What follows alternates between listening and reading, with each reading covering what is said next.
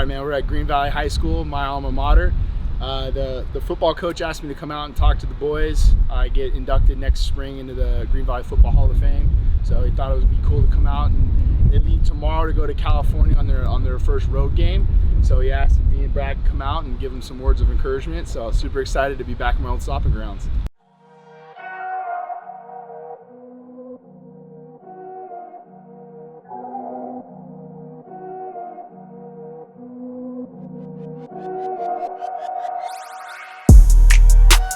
Uncle Dave would be proud, bro. Oh, absolutely. That was the one thing, like Uncle Dave like this noise right here. You want to hear this? Yeah. Want to hear that clank? You want to hear none of the fucking bullshit, bro. You want to hear the clank? You want to hear the clank?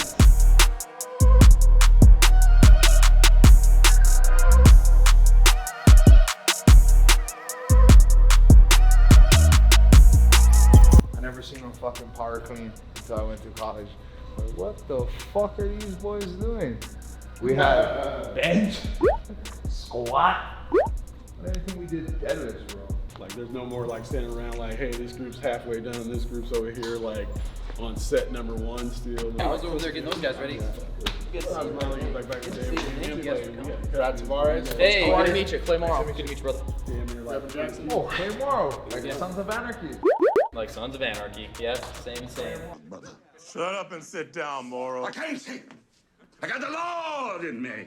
So, a little bit less spark. Looking like the stress is getting after you. Yeah, hey, you don't have to be so rude about it, dude. You're Yeah. stressed out or what? Hey, it is what it is, man. You're gonna see. So, we're actually over here in the portables right now with all the kids, so we can go ahead and knock them out right now.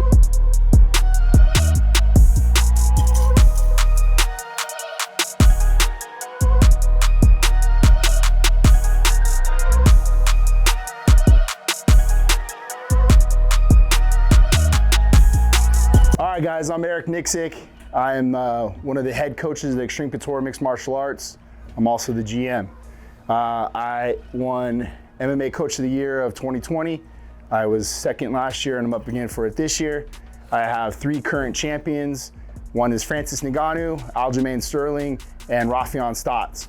But most importantly, I'm a Green Valley Gator. Yeah! This is mine. This is super big for me because I don't think I've really set foot back on campus since I graduated in 1997, right? I look a lot younger than I do. But when Coach Clay took over, I think this was one of the nicest things I've seen is that he's been trying to get the guys back together. A, because we give a shit, right? And we've never really had this opportunity to come back and be able to talk to you guys. So first and foremost, this conversation today, I don't want it to be the end of our relationship. Okay, I didn't come here to talk and leave and then fucking high five and whatever else. So with that introduction, now we are kind of connected, right? So any way you guys need to get a hold of me and you want to talk to me through Instagram, get my phone number, whatever it may be, for the rest of the season, I'm available to you. How many guys are 17 in here? This guy is fighting to possibly get a contract in the UFC. Pretty damn good, right? So guess what? Last Tuesday, he shows up to sparring at 3:35. Practice starts at 3:30. How long does it take for you guys to get your gear on? 10 minutes, right? So what time should you show up in the locker room? 3:15, 3:10, be ready to go, be stretched, be this, be that, right? 3:35 he shows up for practice, for fucking pro practice, nonetheless. He hasn't done shit. He hasn't made it. How many fights he got in the UFC? 21? Yep. 21 fights in the UFC. Pretty damn good, right? Over that body of work, the one thing that's the common denominator for Brad has been consistency, being on time, being prepared, being ready to go. So for me as a coach, it's pretty simple when people ask me, hey, what do we do? And I just go, fucking follow his lead. See what this guy does on a day-to-day basis, okay? Kid shows up 5 minutes late, 3:35. Practice has already started. Drills have already started. At 3:30, we're ready to go. Guess what? Coach, what's the drill? What are we doing? I ain't got fucking time to slow down for you. You didn't show up on time. The drills don't stop for you. So here's the example that I gave to him. Usually we have an 8-week camp. Hopefully we get 8 weeks, right? In a fight. 5 days a week.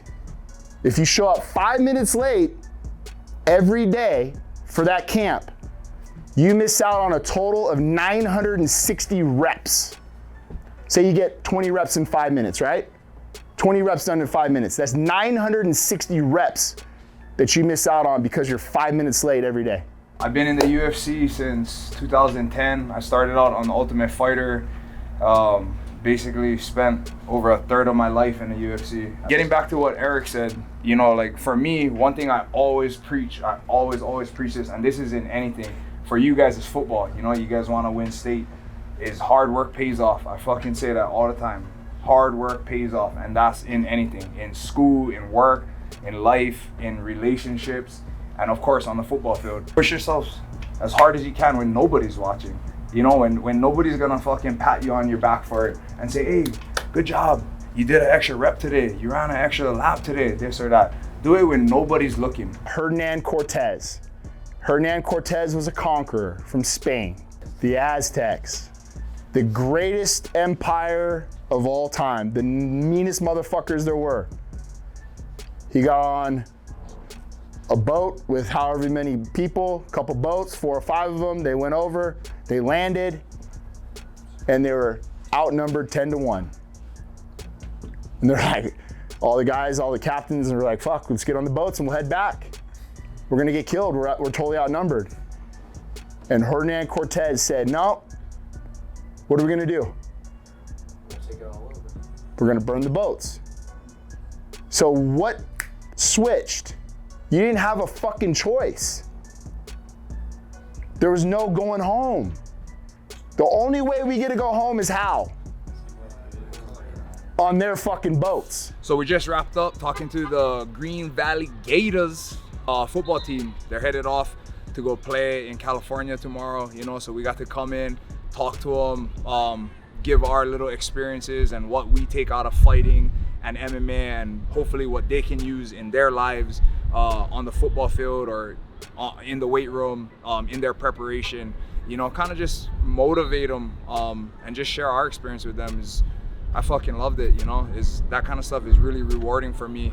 When I think back to when I was in high school, there wasn't a lot of guys like this, you know, coming out and doing this type of thing, talking to us and sharing their experiences and kind of just like coaching us up, like, hey, I was in your shoes before and I fucked off here, so maybe you shouldn't do that, you know, like, so it's cool, you know, because I was a knucklehead growing up, so it's very cool for me now, not as much of a knucklehead, to be able to come back and tell these young knuckleheads, like, hey, I was a knucklehead, probably more so than you, so maybe not do that, you know.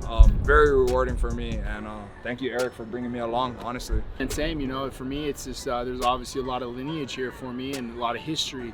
And I think the biggest thing is that, you know, in the past, none of the coaches really reached out to any of us former athletes that were here and walked these same hallways and lifted these same weights, sat in that same portable, you know. So I think for somebody that's been there and understands where they're coming from and has walked in those Green Valley Gators shoes, it was important. So I'm just really thankful that Coach Clay had reached out. He said, hey, if I could bring anybody by, and I said I couldn't think of anybody better than Brad. He's our team captain, and just our experiences together, not only in MMA, but our friendships. And I thought Brad brought up a lot of good points about just like, you know, your surroundings and being around individuals that push those goals. So hopefully what I feel like is some of the things that we were able to say today, as long as they resonate with, you know, 1 or 2 of those guys, or maybe 1 or 2 of those points resonates with each one of them, then, you know, our job today was a success.